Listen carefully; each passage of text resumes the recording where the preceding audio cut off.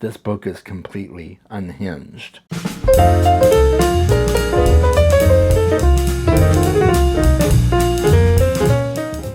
Hey Boat Dragons, I am so glad that you're here with me today. We're going to be talking about the horror novel The Mailman by Bentley Little. So if you have snacks or drinks that you want to consume while watching this review, please get those now and I will wait for you right here. And if you're back, let's get right to it. The Mailman is a small-town horror novel set in the state of Arizona. I believe the author lives in Arizona as well, and of course I live in Arizona currently, so a lot of this was familiar to me. Now, this is set in the town of Willis, which is a made-up town. Although it does closely resemble smaller towns in Arizona like Williams or Wilcox, things like that. And the story name drops several well-known real-life cities in Arizona. So it's definitely familiar territory, but if you were to go looking for this small town on the map, it's not there. Willis doesn't exist. But he paints a really interesting picture as though it did. And this book was published in 1991, so it is a bit dated as far as technology goes. It's definitely set in a different era. But, you know, I was in high school in the 90s. This was very familiar territory to me. I didn't go to high school here in Arizona, but, you know, it's that same era. And I was really drawn in by the nostalgia of it in that sense. So what is this book about? This book is about a community that is learning to cope with the death of their mailman. This man is loved by everyone in the community. He's always stopping to talk with people as he delivers the mail. And one day, he is found dead under rather shocking circumstances. And I'm not going to tell you what those are. I want you to read the book, so I just won't go into much detail there. But needless to say, the mailman is gone. They need to find a new mailman. And at the funeral for this mailman, the new mailman shows up. He definitely makes an entrance at the funeral. He sticks out very clearly from everyone else there and seems to be rather happy about the whole situation. That immediately puts off the main characters in this story, which is the Albin family. Doug Albin, his wife Tricia, and their son Billy. And the book follows them the most closely throughout this story, although you do get glimpses into the lives of certain other individuals in this small town. But mostly it focuses on the Albins. And everything seems to start off pretty well with the new mailman. You know, he's delivering the mail at odd times of the early morning, sometimes at night. And he's got this fancy car that everyone hears. You know, you'll wake up to the sound of the car delivering your mail at 3 a.m. and it's like, okay, that's a bit weird, but whatever. And they start to notice differences in the mail delivery. All of a sudden, they're not getting all the junk mail and ads that they were, which is great, right? I mean, you know, even nowadays, we get so much junk mail. I would love to be without some of that junk mail. But then other things start to go missing.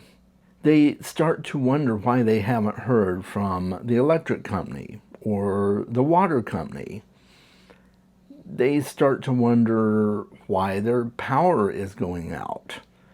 And, you know, they go to the local offices and, oh, why did my power go out? Oh, well, you didn't pay your bill, or we got a letter saying you were canceling. Just weird stuff starts happening, right? And then it gets a lot darker. because they start getting mail that is coming from old friends that they haven't heard from for years, but the mail pieces don't seem like something that this person would write. And then some of the mail starts getting very dark and depraved. And the Albans start to wonder right away if it's due to the mailman.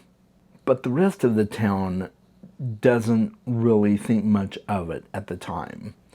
So, oh, you guys are crazy. Nothing's wrong with the mailman. He's just different. He delivers weird stuff. And then everybody starts to experience stuff. And so the postal chief is well known in the town as well. So they try to go to him and, oh, he's sick today. The man at the post office tells them. This new mailman tells them, oh, he's sick today. And they start to see changes at the post office. Dark and weird changes at the post office. And even the temperature is off in the post office. And we're talking Arizona. It's already hot, right? But it's unusually hot inside a public building. And so all these things start to compound, and the town spirals. Other things start to happen, other deaths. People start to have dark dreams, and everything just gets darker and more depressing, and the town seems to be getting cut off from normal civilization. Every chapter that I read in this book just got darker and more weird.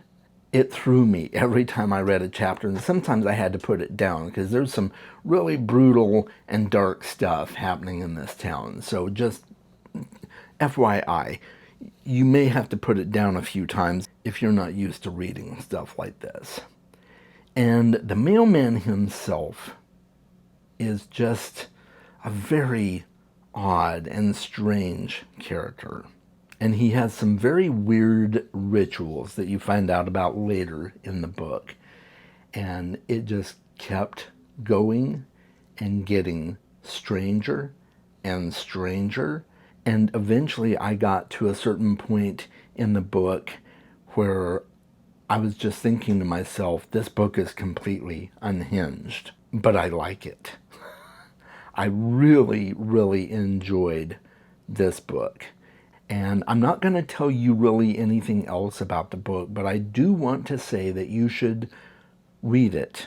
If you like horror novels, and if you like dark and grotesque stuff in your horror novels, you will probably fit right in with this book. There's definitely some body horror going on.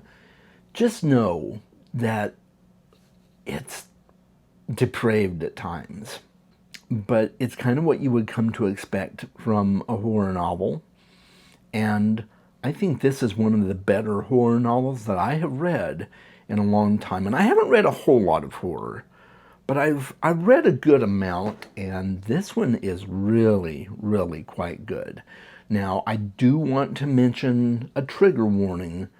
There is some SA stuff in this that goes along with the body horror, so just be aware. If you are heavily bothered by that, if you are heavily triggered by that, you may want to skip this book. But if you can stomach a wide variety of horrific things, you will probably enjoy this book. And I said earlier that I really enjoyed this book. I didn't enjoy those elements of it. The way it made sense over the entire story, I see what the author was trying to do. It doesn't condone some of that stuff, but it fits within the context of the story. So I really had to sit with this book for a couple of days after I finished it. And the more I thought about it, the more I kept thinking about it and thinking about certain elements of the book and elements of the story that really hooked me in and gripped me. And I have to say, it was a really fantastic read. If you can get past some of those things, right? It's only 300 pages, a little over 300 pages, like 319. And it's hard to find. I found a used copy. I got this for like $3 plus shipping off of Pango Books. But otherwise, it was hard to find. The only place I could find it in ebook format is on Kindle, on Amazon Kindle. So it's not really in print, it feels like, but you can find used copies of it. And so just be aware, if you're trying to get a hold of a copy, it is going to be hard to find. But it was one of the books picked for me by one of my patrons, and I'm really glad that I read it. I would love to hear your thoughts. If you have read anything from this author, if you have read this book specifically, I would love to know your thoughts in the comments below. I'm going to leave a spoiler comment area where you can put comments that are spoilery in there if you want to talk about it with me. But other than that, please avoid spoilers in your general comments. But I would love to talk with you about it. You can even hit me up on Discord or Instagram if you want to talk with me one-on-one about it. But I do recommend this book.